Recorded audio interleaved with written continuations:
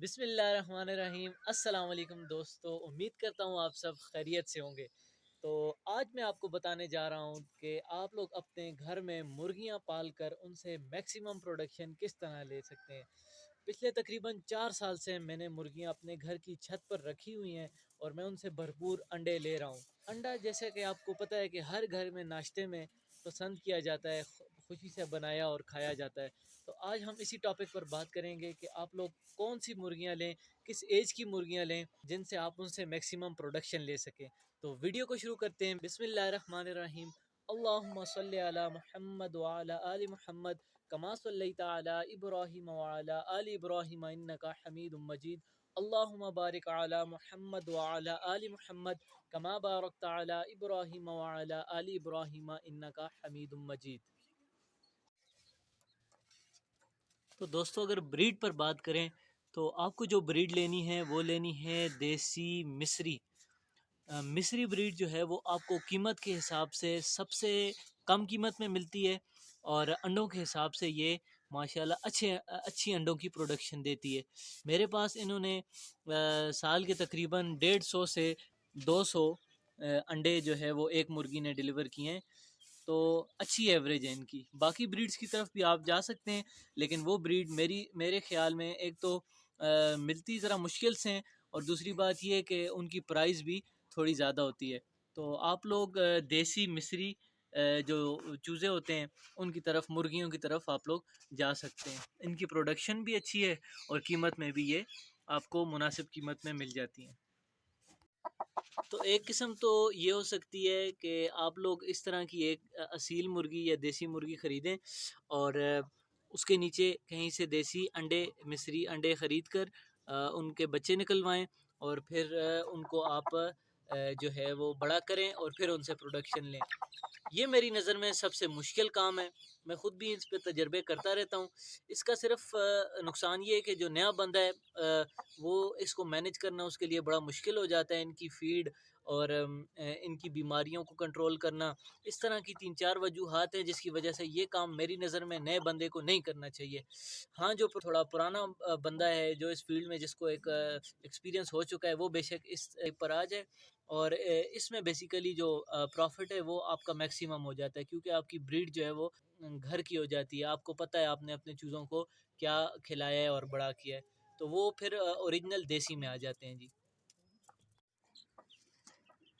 दूसरी किस्म ये है कि जी आप इस तरह की हमारी ज़ुबान में इनको कहते हैं पठें या चेलियाँ। इस किस्म की चेलियाँ ले लें। ये तकरीबन आपको मिल जाएँगी 1000 से 1200 के दरमियान एक पीस। इसका आपको सबसे बड़ा फ़ायदा क्या होगा कि आपको 1 महीने के 1 से डेढ़ महीने के अंदर-अंदर ये अंडे देना शुरू हो जाएँगी और आपकी घर की प्रोडक्शन शुरू हो जाएगी, जिसकी वजह से आपको ज़्यादा ज़्यादा जो है वो मेहनत नहीं करनी पड़ेगी। तो मेरी नज़र में ये अब मैं लेके आया हूँ कल मंडी से। तो मंडी से आप लोग बआसानी इनको, ये मैंने एक एक पीस जो है ये 1000 रुपए का लाया है।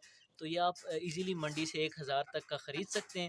ये इंशाअल्लाह मुझे उम्मीद है कि महीने के अंदर-अंदर एग लेइंग करना शुरू कर देंगी। तो मेरी नज़र में ये सबसे बेहतरीन मॉडल है कि आप मंडी जाएँ या किसी शॉप पर जाएँ और इस तरह की चेलियाँ या पट्ठें लें और उनसे आप फिर पूरा बल्कि मैं तो कहता हूँ ये 3 साल भी अगर इनकी खुराक अच्छी हो तो 2 ढाई 3 साल इनके लिए अंडा देना कोई बड़ी बात नहीं है। तो बेहतरीन चीज़ है, मिस्री में आप इस तरह की पट्ठें लें और फिर उनसे भरपूर एक प्रोडक्शन ले सकते हैं।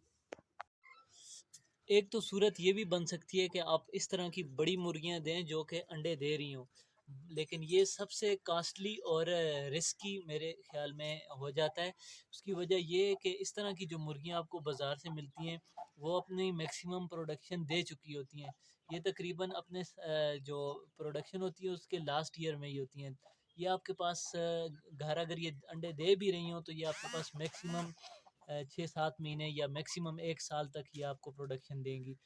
और ये आपको कॉस्टली भी इस तरह पड़ती है कि ये एक मुर्गी जो है ये आपको 1800 से 2000 के दरमियान जो अंडे दे रही हो वो मिलती है।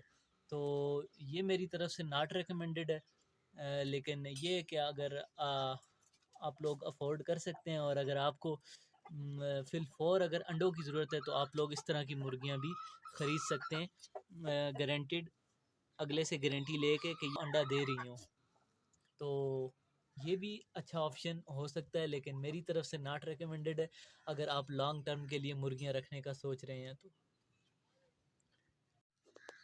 इसमें दोस्तों अगर मैं आपको एक एडिशनल पॉइंट बताऊं, तो अगर तो आप मुर्गियों के साथ बकरियां भी रख लेते हैं तो ये बात सोने पर सुहागा हो जाएगी।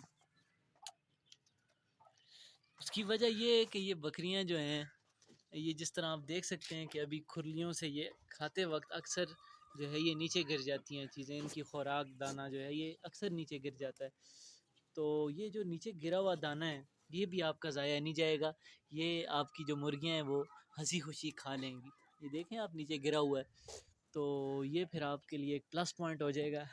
ये मेरी तरफ से रेकमेंडेड है कि अगर आप मुर्गियों के साथ बकरियां रख लेते हैं तो आपकी मौजें लग जाएंगी, आपकी फीड का जो खर्चा है वो बहुत कम हो जाएगा।